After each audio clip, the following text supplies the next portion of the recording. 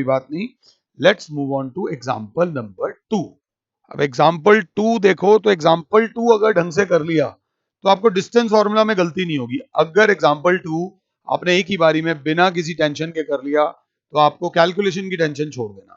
वो कहता है शो दैट द पॉइंट्स दे रखा है ये ये और ये are the vertices of a square.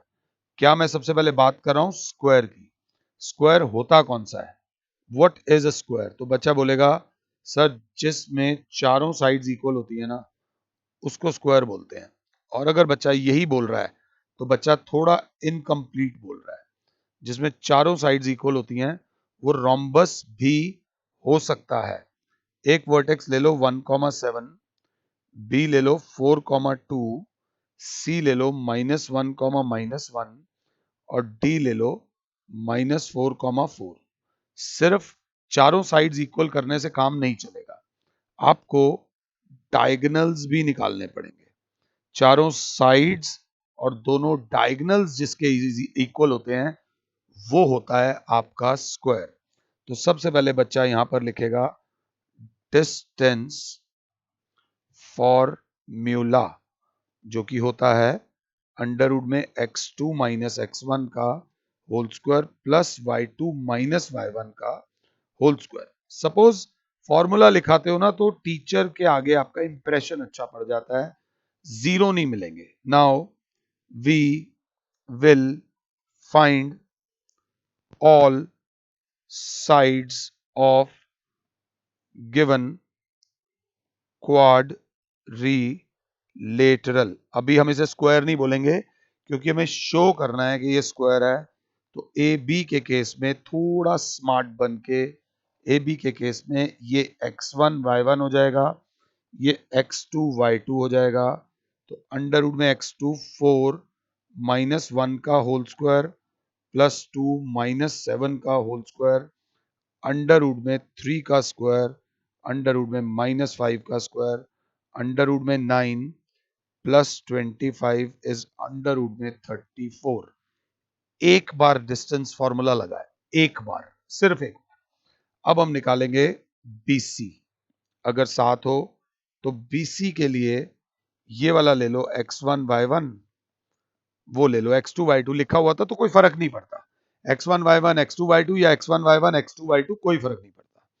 तो जब कैलकुलेशन करने की बारी आई तो क्लास ने बोला x2 -1 -4 का होल स्क्वायर प्लस -1 -2 का होल स्क्वायर अंडर रूट में -5 का स्क्वायर प्लस -3 का स्क्वायर अंडर रूट में 25 प्लस 9 इज अंडर रूट 34।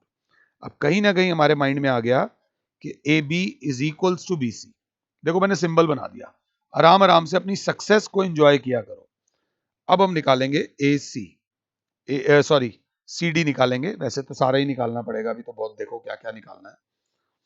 अब हम निकालेंगे इसमें सी डी के केस में ये x1 y1 ले लो, ये x2 y2 ले लो, कोई फर्क नहीं पड़ रहा। तो सी डी के केस में हो जाएगा ये -4 -1 -4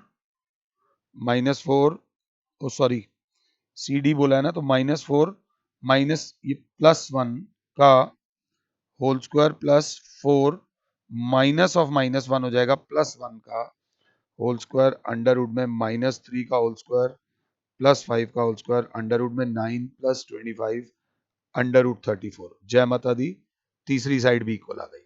अब हम निकालेंगे बाबू ए डी।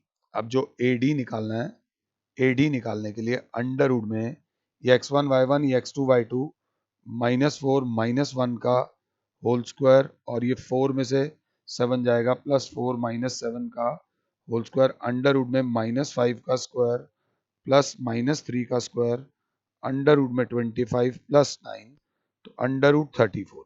अब क्योंकि चारों साइड्स इक्वल आ गई तो ये स्क्वायर नहीं है, एकदम मत भागो। Now since A B is equals to B C is equals to C D is equals to D A, means हम सही जा रहे हैं।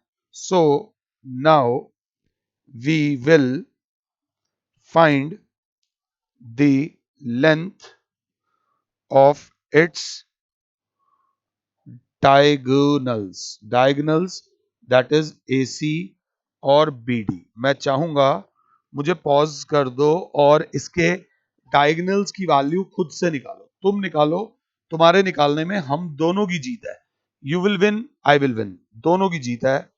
AC के केस में ये x1 y1 ये x2 y2 ले लो, तो -1 और -1 का होल स्क्वायर प्लस -1 -7 का -1, ये -1 था, मैंने 7 जैसा लिख दिया, जहाँ गड़बड़ हो क्लियर करो।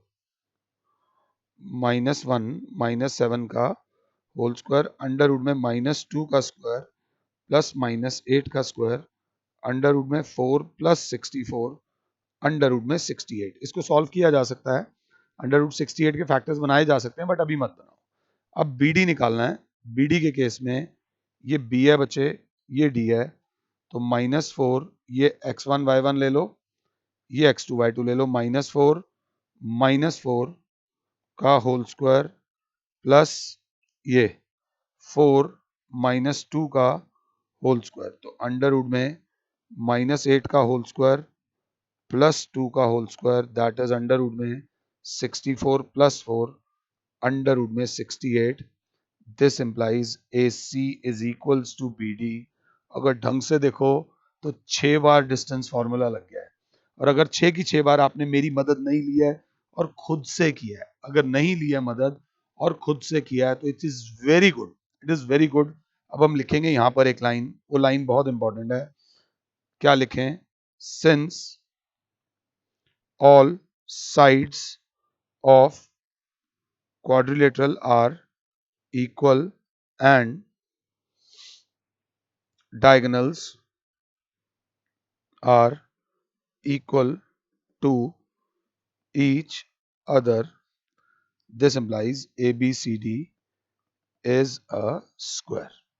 Therefore ABCD is a square। कोई भी ऐसा क्वाड्रिलेटरल जिसकी चारों साइड्स इक्वल हो और दोनों डायगोनल्स इक्वल हो, वो एक स्क्वायर होता है। Hence ABC